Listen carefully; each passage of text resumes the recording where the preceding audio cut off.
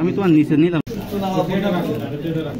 আমাদেরকে যারা দ্বিতীয় স্বাধীনতা দ্বিতীয় মুক্তি এনে দিয়েছে তাদের প্রতি কৃতজ্ঞতা এবং শ্রদ্ধা জানানোর জন্য সামান্য প্রণোদনার মাধ্যমে তাদের অবদানকে স্বীকৃতি দেওয়া যাবে না, পূর্ণাঙ্গ মূল্যায়ন করা যাবে না।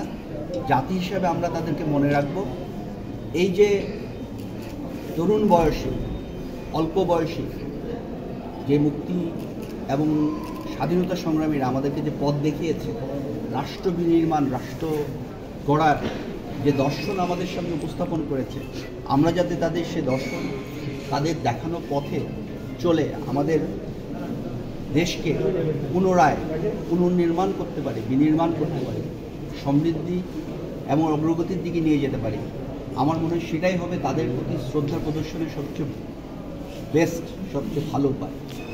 আমি আবারও তাদের সকলের প্রতি শ্রদ্ধা জানাচ্ছি, কৃতজ্ঞতা জানাচ্ছি, সম্মান জানাচ্ছি। আপনারা যারা এখানে উপস্থিত রয়েছেন আপনাদের সকলের প্রতি কৃতজ্ঞতা জানাচ্ছি, শ্রদ্ধা জানাচ্ছি, শুভেচ্ছা জানাচ্ছি। একই সাথে এটাও বলছি এবং অঙ্গীকার করছি, সমগ্র বাংলাদেশে বর্ডার গার্ড বাংলাদেশের এই কার্যক্রম চালু আছে। বর্ডার গার্ড বাংলাদেশের যে কেন্দ্রীয় হসপিটাল আপনারা হয়তো অনেকে দেখেছেন, ওখানে 47-এর অধিক ক্রিটিক্যালি ইনজুর্ড যারা তাদের চিকিৎসা চলমান রয়েছে এবং এর মধ্যে আমরা গর্বিত 3 জন হচ্ছে আমাদের বিজেপির সন্তান। মানে বৈষম্য বিরোধী ছাত্র আন্দোলনে গুরুতর আহত 3 জন হচ্ছে আমাদের বিজেপি পরিবারের সন্তান।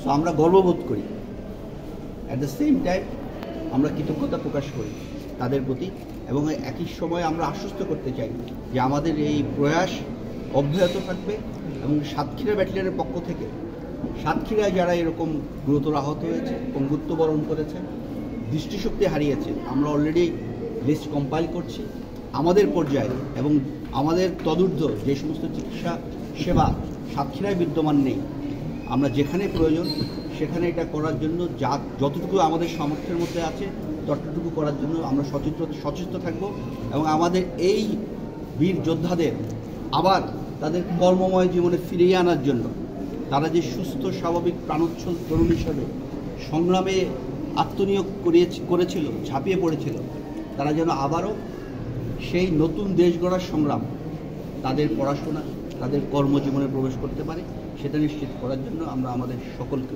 কিছু করার চেষ্টা করব। ধন্যবাদ সকল। হাতটা উঁচু করো। আমি তোমার নিচে নিলাম। মোবাইল কার সাদিক ভাই,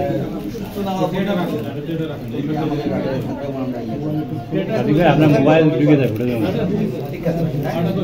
কার এই ক্যামেরাটা একটু ব্যাগে আসেন ভাই, ক্যামেরাটা একটু প্লিজ ব্যাগে নিয়ে আসেন।